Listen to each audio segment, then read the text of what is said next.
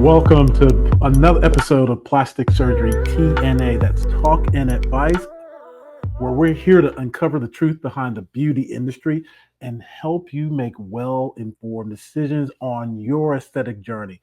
I'm your host, Earl Stephenson Jr. I'm a board-certified plastic surgeon and the founder of ESJ Aesthetics in Dunwoody, Georgia. So today we're going to talk about a topic that's really buzzing in the world of cosmetic or aesthetic surgery. It's an older subject. It's about Facebook plastic surgery groups. Some popular ones today are, which I think is a really cute one. I really dig it. It's kind of clever. It's called Go Tuck Yourself, talking about tummy tucks.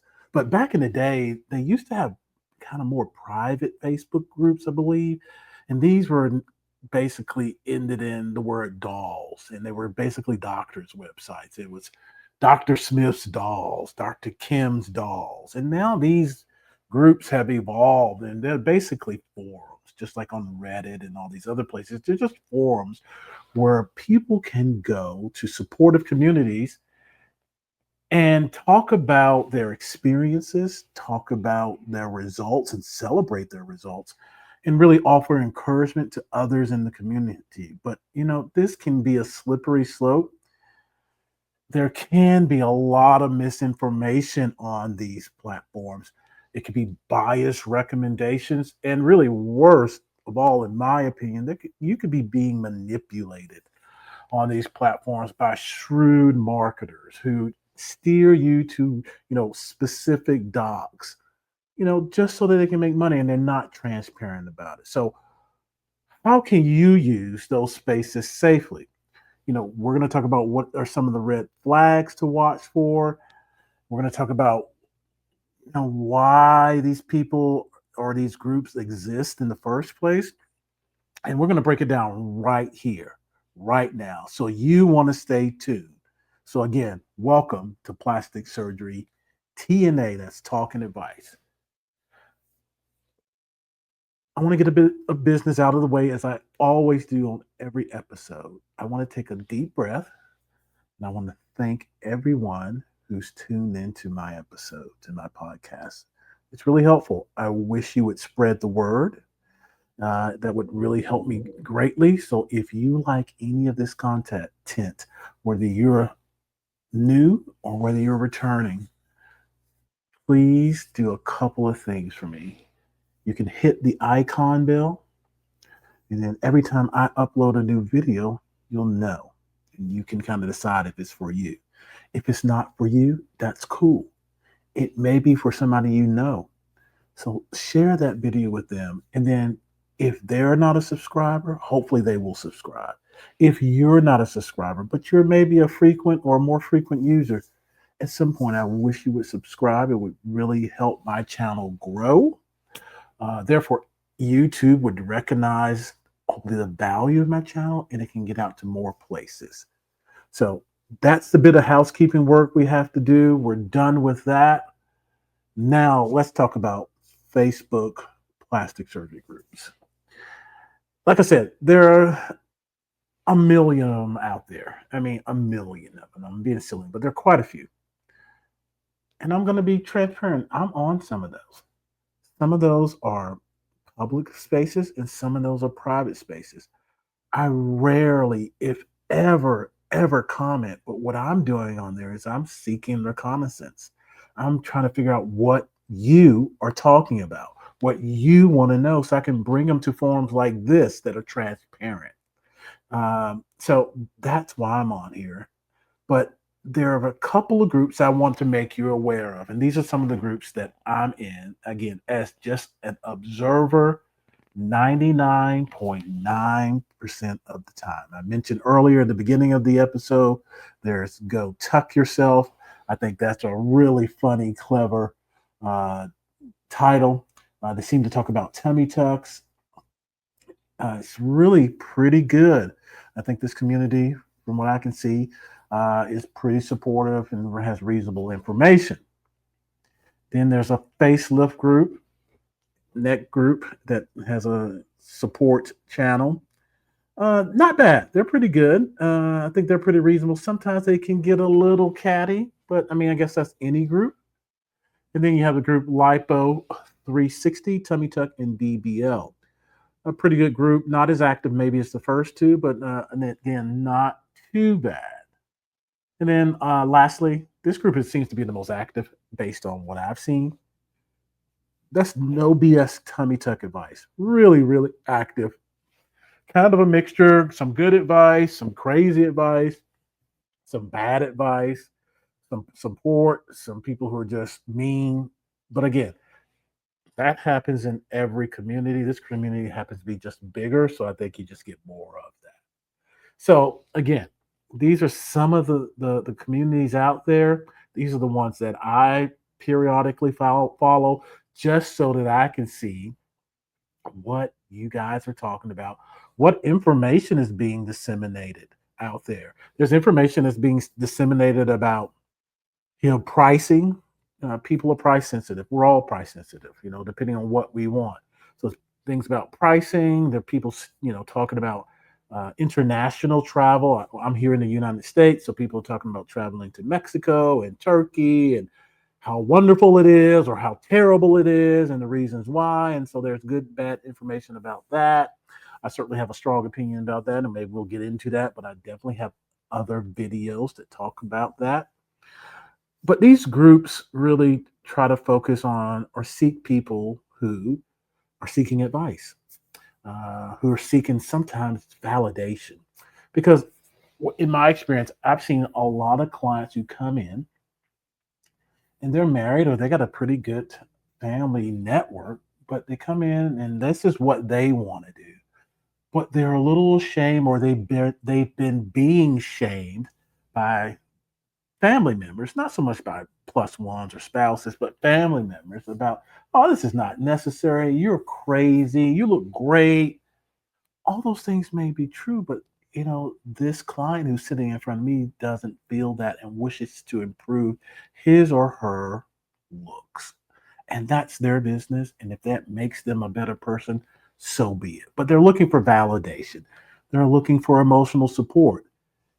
It's kind of all fun and games up to you to the point where you get to the night before surgery. Then it becomes anxiety provoking. Once you have the surgery, it becomes a bit of an emotional roller coaster. It becomes sometimes depressing. And sometimes clients don't have the support they thought they had or really didn't have the support they needed going into that. So these groups can be a measure of support during this, this journey is challenging. It's not impossible, it's not tough in the sense that you can't make it, but it's challenging. So, these groups offer some emotional support. And then people who are just curious. They may not be really super interested. They're just thinking about it. They're starting their journey. They're kicking the can down the road. These groups can be a gateway to kind of get information and kind of experiences to help guide the curious person to walk them either down the road or walk them away from the road. So they definitely help in these regards. But generally, what I'm saying with all those kind of check boxes, these groups offer a sense of community, and we all at some point and in some regard are looking for a sense of community. So those are some good points. Piggybacking on that, you know the pros really are, you have peers, you have, and these are mostly women's groups. There are a few men's groups for sure, but you have peers who are supporting you. You have women who or your age, your culture, your ethnicity, your height, your weight, and you have their support, you have their guidance, you have, again, their validation or blessing in some degree. So it serves, clients and potential patients very well. These platforms share experiences. That's really what they're meant to do. They're meant to share experiences, good, bad, ugly, and indifferent, so that you kind of get a flavor for everything, so that you don't go in unarmed or uninformed about what could happen. Because I believe everybody does plastic surgery disservice. We as plastic surgeons do it as a disservice. Clients or patients do it a disservice because what they do on Instagram and Facebook and TikTok, they show you the before when they were not where they wanted to be, and then poof, they show you the after. There's a big, long story in the middle, and no one really talks about that. So we've got to make sure that we share those experiences, and so people can get when things go great, when things are going wrong, when things are kind of equivocal, you don't know what to do or which way it's going. And of course, at the end, when things ultimately work out, people learn about a lot of things. Some of the docs that are on here do chime in from time to time, and they kind of shed light on subjects where there's a lot of chatter, and they try to add validity and good information. So it's an educational component. And then there's a lot of educational component from the community members themselves, because a lot of the community members are in healthcare. They are nurses or respiratory therapists. And, I've not seen a female doc or a male doc on there as a patient, but I'm sure there could be. But typically, a lot of the clients identify themselves as nurses or X-ray techs or surgical scrubs or surgical technologists, let me be correct, all over the healthcare spectrum. So you can get a lot of knowledge from these people who are in medicine that just happen to be patients. So it's really a lot of educational support as well. And then lastly, a pro is that you have a lot of emotional support, as I mentioned earlier. This is a tough journey. I don't think a lot of patients slash clients really realize that there are going to be, lots of times that you're going to question why you did this. Was this the right move? You didn't anticipate that it was going to be this much swelling, this much discomfort. You didn't anticipate it's going to take you 3 months to feel better and good enough to do half the things that you were doing before surgery. And it can take a toll on you. It could take a toll on your ecosystem, your family, your friends, whatever community you're in outside of plastic surgery. And so it's really important to listen to some of these stories and prepare yourself before surgery so that you can, at least have your ducks in a row, that you can deal with any type of minor depression that you have and how best to do that, how to prepare for that. You can deal with complications and that will require more funding that you didn't anticipate, which then further kind of holds you down.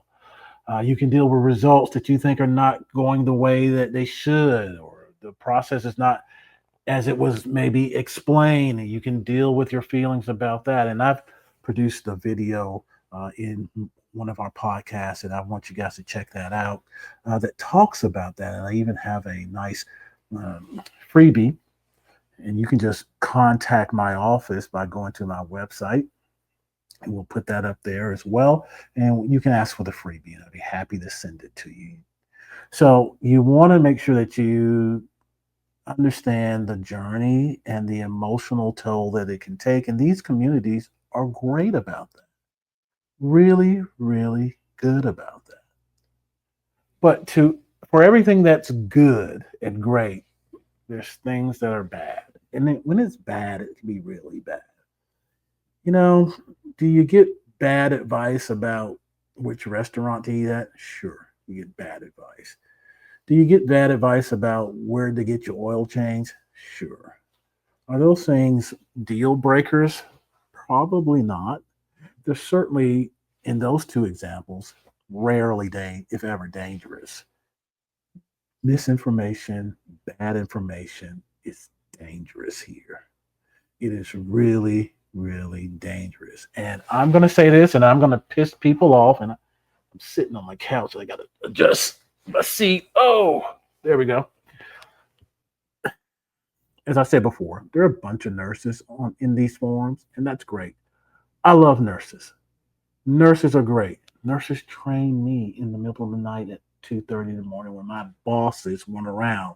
They showed me how to put in big, lines in people's chests that were critical. They showed me how to put bolts in people's heads that were critical. They showed me how to change medicines and take people off cardiac pumps and gave me advice. So I respect nurses 1,000%, but everybody has a lane. And when nurses get out of their lane and act like doctors or plastic surgeons, despite working in a plastic surgeon's office, I get it, you got experience, but you're not in the mind of the plastic surgeon. You've not had to make the critical decisions about surgery in surgery. You just have to defer at some point. And a lot of them do, but some of them don't defer to saying, you need to go back and see your doc. You need to go back and see your doc. You need to see your plastic surgeon. So, we got to make sure that we don't have a lot of misinformation out there. And then we got just lay people telling folks, this worked for me, and this is what I'm doing. Or, you know, clients have gone rogue. I decided to take this, and they really didn't talk about, how or think about how this could affect them or their outcome potentially. A lot of times, you know, I'm gonna say the good Lord saves us from himself, saves us from ourselves. All there I go, but for the grace of God. Let me give you an example of that. So let's pull this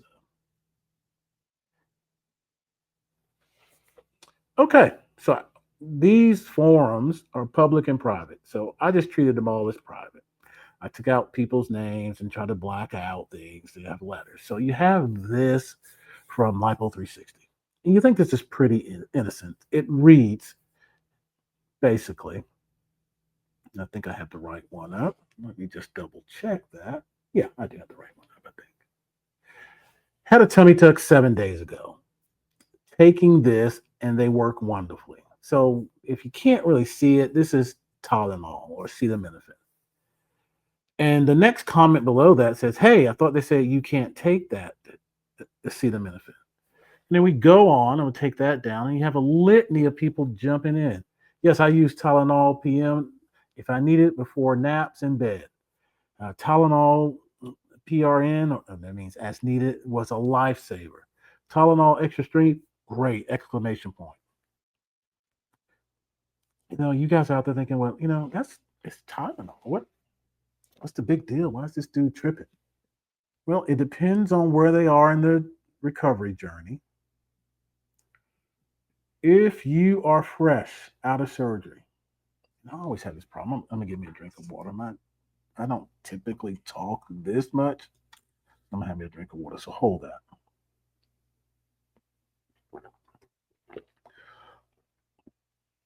It depends on where you are in your recovery journey.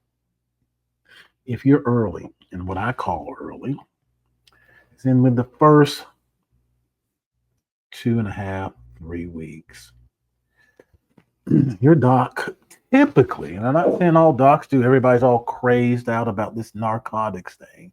And I've got my own takes about this. This wasn't a problem when there were other substances of abuse, but now we're all up in arms about narcotics. But be that as it may, when you're early, your doc will usually give you a couple of prescriptions, basic, and they could give you more. You'll get an antibiotic, which isn't a problem. You'll get maybe some type of anti-nausea medicine, which isn't typically a problem. But you'll get a pain medication. And that may be Percocet, or it may even be Norco, or old in the olden days used to call it Lortab. You're going, well, what's the big deal? Well, Tylenol, you're saying Tylenol's not that strong. It's not like they gave them double Norco or double Percocet. But here's the deal. Percocet has a narcotic called oxycodone coupled with what? Acetaminophen, Tylenol.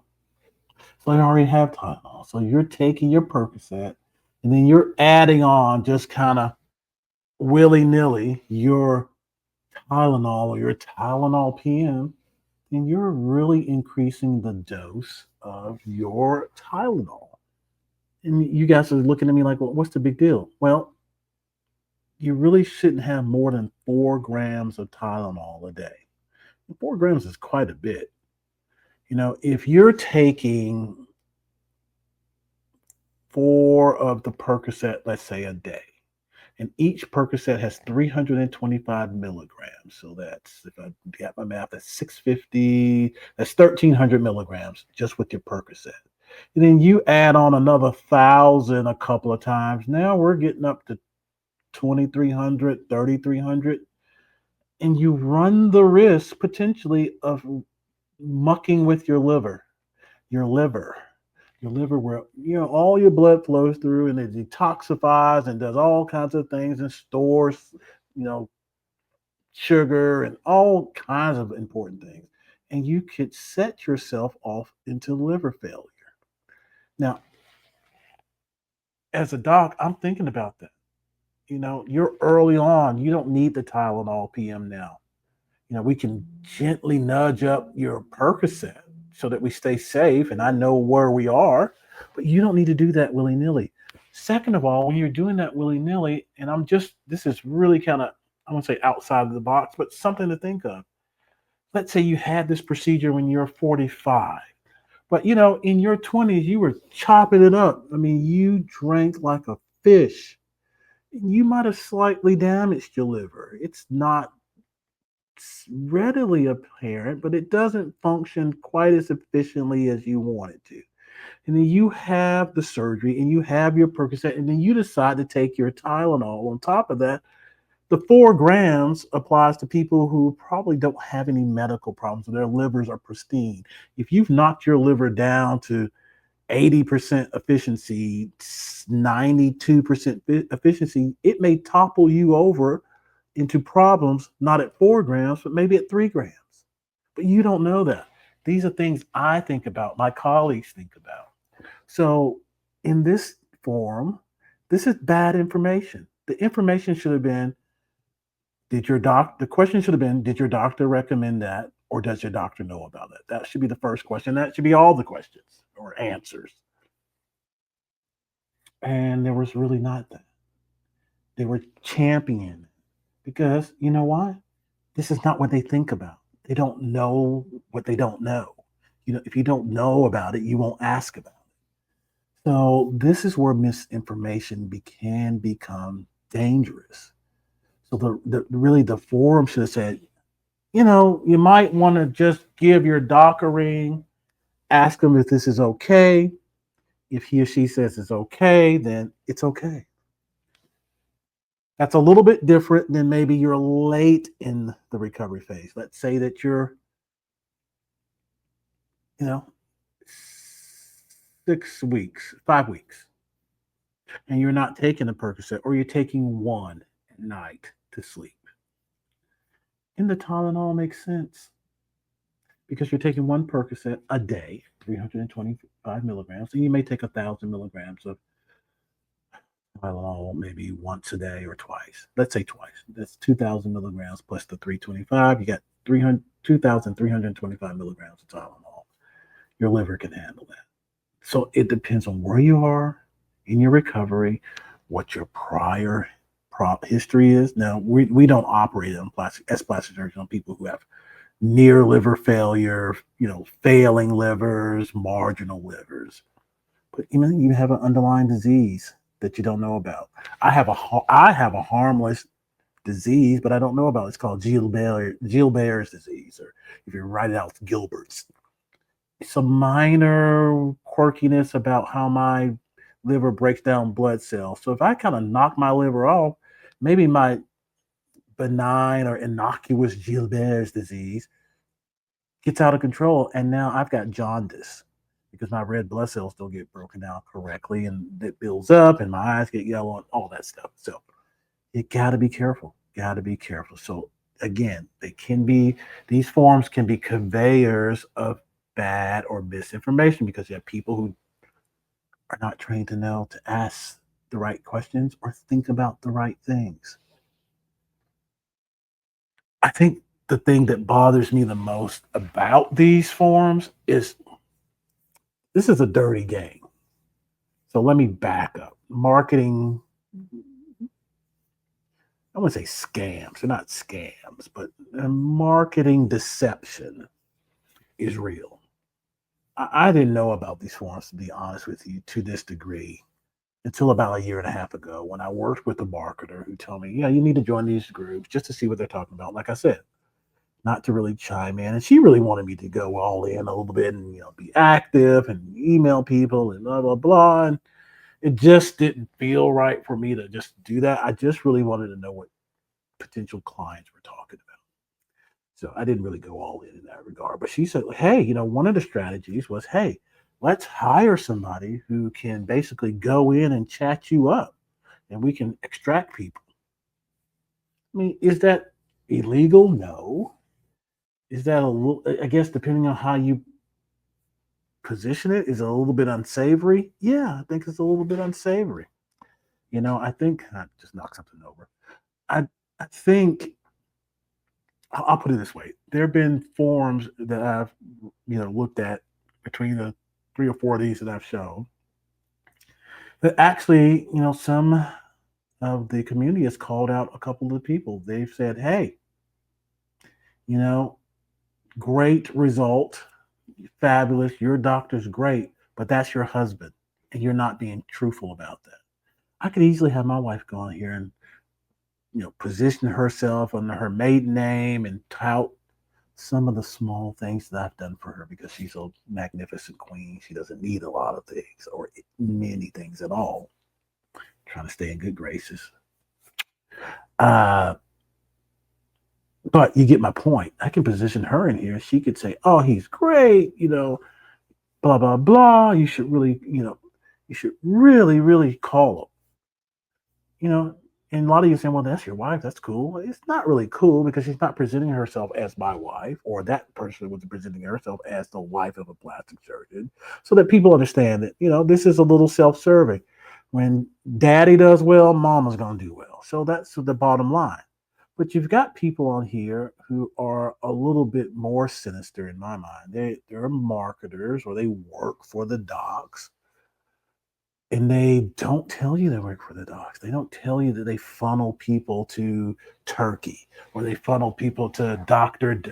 David's dolls. And I just made that up. I don't know if Dr. David. So if there's a Dr. David out there, I'm sure there is. This is not about you. I'm just made that up. I'll just say Dr. X. Dr. X's dolls.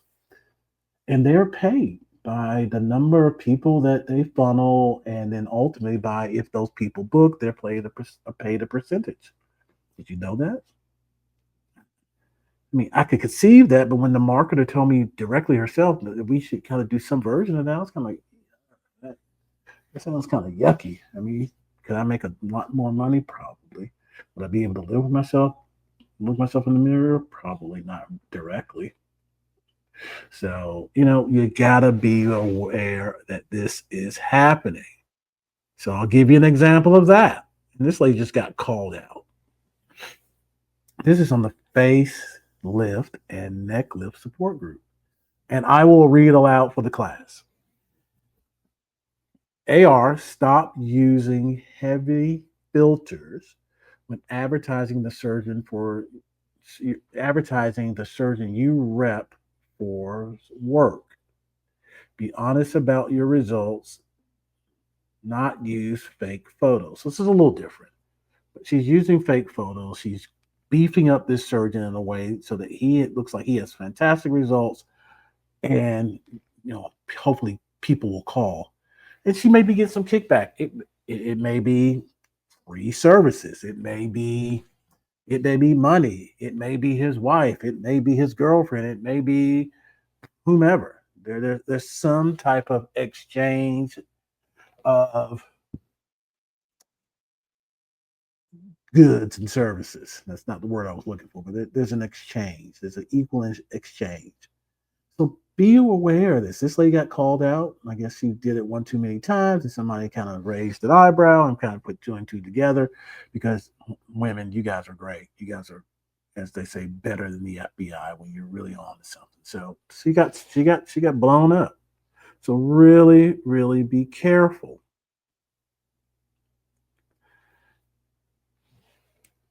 I want to talk a little bit about something that I think there's a different type of deception that's going on. There's a deception in results.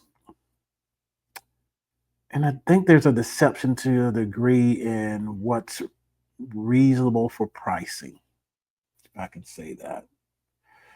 Um, just manipulation. How can I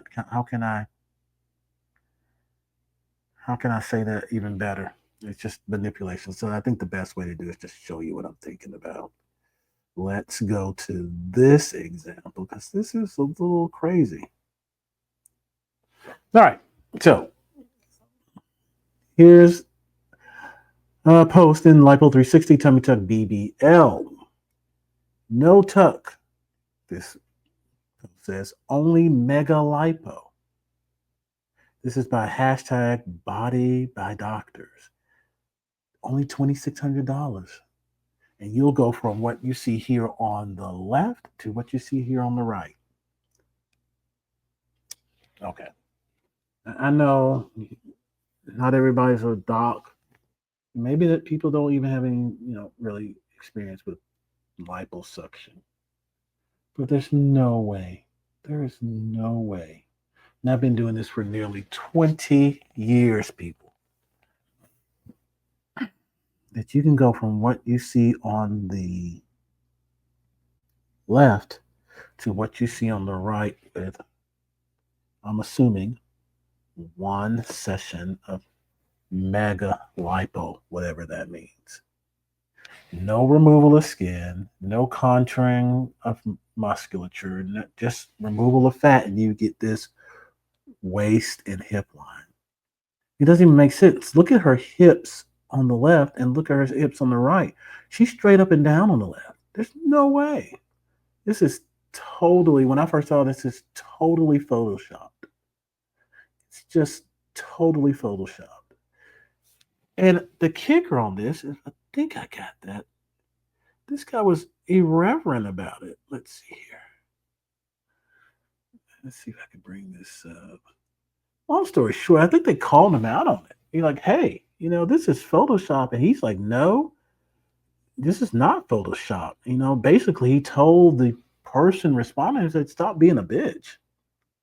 But this is totally Photoshop, and that's totally unprofessional on many aspects. If this is Photoshop, you're being deceptive and trying to basically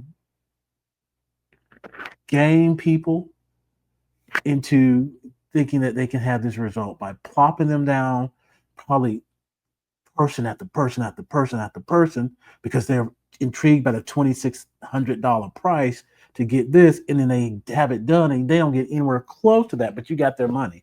You're not giving it back. I'm sure he's not going to give it back. So he's done that, let's say, 10 times in a week. He's got $26,000. And you don't look like that. Oh, there's probably going to be some disclaimer, and I don't know. I'm just projecting, and based on my experience, and based on what I've dealt with from other practitioners.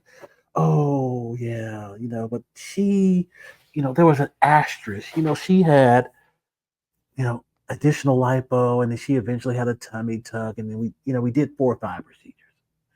That's not truthful. That they didn't tell us the truth there. I knocked something over again. I'm just not organized over here. But if I look away, that's what's happening. Stuff's falling apart. That's not deceptive. For our people listening, this lady has a huge tummy. It basically looks like a roundish rectangle. And then the after result looks like an hourglass, a literal hourglass. That's just not possible. And he was called out, and he just went in on her, on this person, and called her the B word. So I mean, just be careful, be careful. And I don't have the slide, but something popped up on my phone today before I made this video, and he said he took out 16 liters of fat.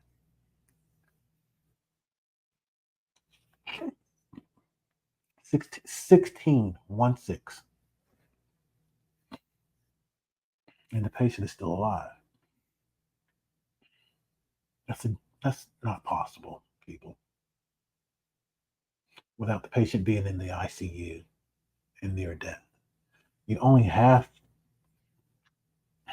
5 liters of blood volume, and there needs to be a kind of an equal amount of pressure and fluid, for lack of a better term, between your blood vessels and the tissues that surround them.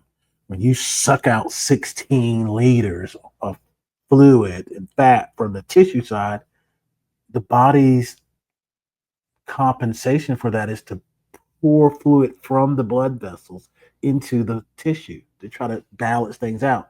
And therefore, you get low blood pressure, no blood circulating back to the heart that can be oxygenated well. And you end up with, you know, organ failure and low blood pressure. So it's just ridiculous. Just absolutely ridiculous. So don't fall for this. Don't fall for this. And don't fall for the price. I don't care if you go to Mexico. I don't care if you go to Turkey. I mean, you're taking a risk from the US. I mean, people who live outside the US, I don't live over there, so I don't know. Here, you're taking a risk. Things are higher in the US. I think we're learning that lesson. At least some of us are. We do that. It costs more in the US than it costs in Mexico because people will for work cheaper in Mexico. Materials are less, so they can charge less. You may get outstanding service. There are a lot of plastic surgeons who are trained classically here in the States and practice in Mexico. You may find the right one, and that's perfectly cool. And that's a great win for you as the consumer. You've got someone who's certified. I believe it's called the Mexico Council of Aesthetic, Plastic, and Reconstructive Surgery. It's equivalent to our American Board of Plastic Surgery. You get somebody like that, it's going to cost cheaper because it costs them cheaper to run their businesses overall. Then great for you. In the States, it's expensive. As a worker, you in your business, whatever you do, you're not going to work for. Now I'm making up these numbers. You're not going to work for $3.50 an hour. You know why? Because that's talking about livable wages. That's not even close to a livable wage. People making $17 an hour are not making a livable wage. You're not going to work for that. So you're going to want $25 an hour, $35 an hour. And when the company has to pay you $35, they've got to generate that money. And so they have to charge a price that will cover their overhead or expenses and allow them to be profitable so that the business can be that money can either be reinvested to make the company better, and that the owners of the company can make a living as well and profit from the risk that they've taken. Just basic finance, economics, business, whatever you want to call it. So be aware of the price. You go down to Mexico, suck out 16 liters, you're going to look like a Coca-Cola bottle when you looked like a brick before. That's just not reasonable. Not at all. So beware. Be wary. Please, please, please, please. Let's take that down. So how do you go to these sites and how do you keep yourself safe? How do you identify red flags? You know, Misinformation. If you're on these sites and you have a question and you don't want to ask your doc, let me get to another point about that. You ask somebody on the forum and they give you recommendations, ask their credentials. Are you in healthcare? Are you a plastic surgery nurse? Are you a ICU nurse? Are you an ER nurse? Are you a doctor? Just ask. These forums are built for communication, so ask the questions. Who are you getting the information from? Who are you taking it from? That's one. That'll keep you safe. Two, you got to look for marketing manipulations. You got to look at these results and question them. Who did it? And I would say the community is really good because they will always ask, well, who was your doc? And I think which is a great practice. And I've seen this across all these platforms, and I'm sure this is the way it works on other platforms. The person who is going to give the recommendation will personally direct message them. That's great. I think that's really good. Um, but when you have somebody who is making a recommendation and they give you the information, but they're kind of bombarding you or direct messaging you without you asking, or without, I wouldn't say out your knowledge, but really without your consent. You in Facebook, you at least have to be friends to direct message somebody. I believe that's the way it works. But you didn't ask to be directly messaged, then you gotta wonder, and you gotta see these people popping up at these doctors or clinics popping up frequently. So just raise your antenna slightly and ask the questions. So don't be, fall under the marketing manipulation. Verify, verify, verify on all aspects. Verify the office or the clinic or the hospital. Verify the practitioners. Verify the recovery house. There are a lot of recovery houses on here, and there are stories that are good, bad, and indifferent on those as well. Verify, verify, verify. So it boils down to asking the right questions, antenna up, be skeptical a little bit of everything, and verify, verify, verify, verify. Now, I've talked to you about a lot of bad things. I want to share one example of how this works very nicely. Very, very nicely. So let's bring this up. So I thought this was just very nice. It's very, very nice. No, you know what? No, I'm gonna stop. I got one more thing to show you. We talked about information that you can get on here, and I want to show you this. I thought this was interesting.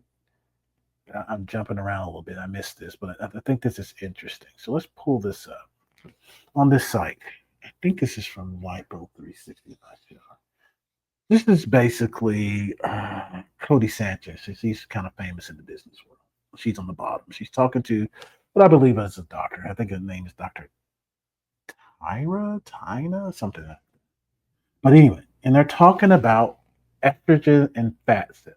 So I put this up and I want to play the clip. And we're going to discuss this because this is a forum. A patient saw this who's interested in lipo and had some questions.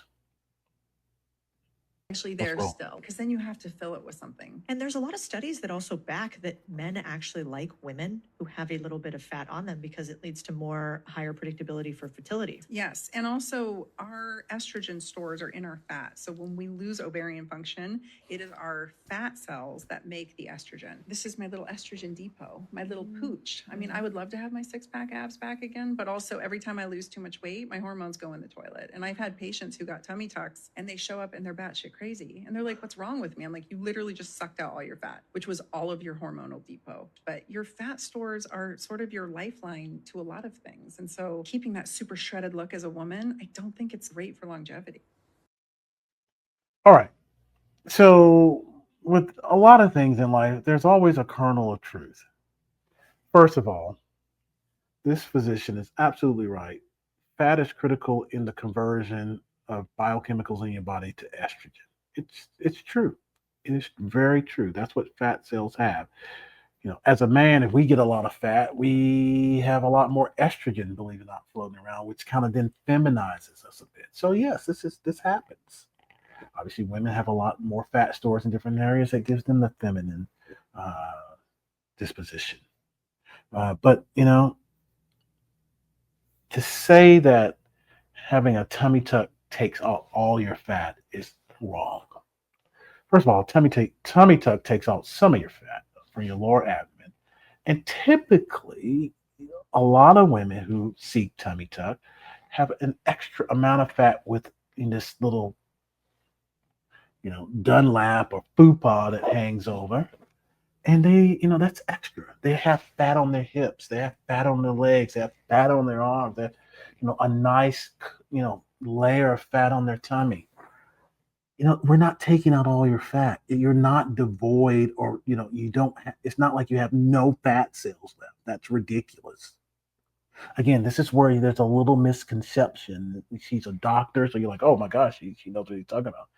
She never said she was a board certified plastic surgeon. She may be an OBGYN. She may be an endocrinologist. I don't know. But she obviously has never performed a tummy tuck and married the concepts that, yes, you can deplete fat or gain fat and it affects your hormones. But a tummy tuck doesn't take out all your fat. It removes probably extra fat that you have. It retains the fat at your hips if you're not going to do any operation on your hips or your butt or your arms. So it takes out some of the fat, and you still have enough fat to have reasonable conversion to estrogen. Now you could have ovarian failure occurring perimenopause to menopause that's happening despite having your tummy tuck, or not, or having your tummy tuck. That's got to be factored in too. So it's a reasonable concern when this community member sees this and asks the question. I think that's great. I think that's what the community is there for, to ask the question. Has anyone heard of this? Has anybody talked about this? Can you direct me to specialists who may know about this? Should I, when this person goes in and sees their, plastic surgeon for a consultation, should they ask about this? Absolutely. I think this is good. But to take this as law and gospel, do not do that. Do not do that. And by the way, caveat, if you run that film back and you look at that, Cody Sanchez needs to work on her Botox. She got that arch look, and then she's got one area on I believe, her left that still has activity. Just it's not a good look. Anyway, otherwise, she's pretty good. She's good on business. All right. Lastly, I want to show you how this works. Again, nicely, really nicely. This we're gonna go here, and we're gonna add a little file right here.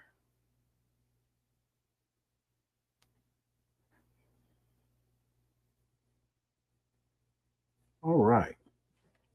So here's where works perfectly. I think this is kind of how the community should function. Anonymous member. Obviously, she's at a tummy tuck. She writes, I am 9.5 months post-op. I am really discouraged about my scar, needing emotional support. I love my belly button shape, but the dark red color is making it very obvious. I've used silicone scar tape and gel. I have a follow-up appointment next month. Does this look suitable for scar revision? Question mark. Looking for advice and brutal opinions, please. Reasonable question to ask. This takes me back to a story when I was a young man. I had a mentor named Richard Haug. Rest in peace, Richard. Who was very influential in my life. And I came to him and said, I want your brutally honest opinion. And he said to me, I will always give you my opinion, but I would never be brutal about it. So just want to throw that in there when you say that. You give people opinions or your advice, show a measure of kindness. And in this post, I think all the people who participated did that. They showed a measure of kindness. There are a lot of posts, and I don't have them. There are a lot of posts. You look great. This is fantastic. Yes, my scar looked like this a little bit, and over time it improved. Or you know what? It looked like this, and I end up getting a little tattoo across there. It makes me feel better. I feel sexy. I use laser. I use injections of steroids. I continue to use silicone scar. You look wonderful. This is going to work out fine. And those were the comments, which I'm sure made this lady feel better. It gave her reasonable alternatives. Women who've had the same issue who end up loving their results. And so it gave her emotional support. It gave her validity for her decision that she made. It gave her options that she can research and ask more questions and validate. So, she should go back to her plastic surgeon and ask if, he or she would consider a revision. In my opinion, I probably would not revise this. I would wait a solid year. I would do other things to help it along, silicone bandaging, maybe a little steroid injection. You can do some micro needling. You can have some, laser therapy that targets the redness. But you're always going to have a little fine scar. The only person that's going to see this is her and the person that she's in front of with her panties off, whoever that may be. Whoever that may be. So, in life and in cosmetic or aesthetic surgery, to gain something, you have to give up something in a sense. She wanted to gain contour of her tummy. She has to accept or give up that there's going to be a healed incision. And there are ways to camouflage it. Definitely ways to camouflage it for sure. So this is where it works well, and this is how it should work. It should not be deceptive. It should not be mean-spirited. Uh, you should not be bullied. You should not be mentally beat up on these forums. That really should provide information for guidance so that you can go back to your plastic surgeon or go to a plastic surgeon and get information. And a brief caveat, plastic surgeons, if you're listening to this, do a better job. Do a better job. People on here often say, and there's two sides to every story. No matter how flat a pancake is, it has two sides. But they're on here saying you won't answer their questions. You blow them off. You're irritated with them. Hey, they paid you money for a service. Provide the service. Yes, it's healed. Yes, the money's in the bank. Yes, you've got other patients. Yes, yes, yes. But you want to provide great service or don't. If you don't, then that's more clients for me because we provide excellent service. People are concerned. We try to do everything to address their concerns. So be there, answer the questions, stop avoiding them, stop sending them to wound care if they have healing problems. You're the doctor's doctor, you're the surgeon's surgeon. Fix the problem. You're charging crazy amounts of money, and in some places, these are crazy amounts of money that they're charging. And you gotta give the client the value for their dollar. You've got to give them value. So stop it. Stop it, stop it, stop it. So on that note, it's been really great sitting here with you guys, and I hope you've learned something and really have enjoyed this episode. Uh, we do this every Saturday. Every Saturday on my YouTube channel, we do this. So if you are ready and you want to see me, you can do a couple of things. You can go to my website and I'll put it up for you. You can check me out. There it is, www.esjaesthetics.com. That's simple. You can check me out in the convenience of your own home. No, it's private. Do it. Nobody's hassling. If you want to email me directly, you can email the team at concierge at ESJ Aesthetics if you have a question.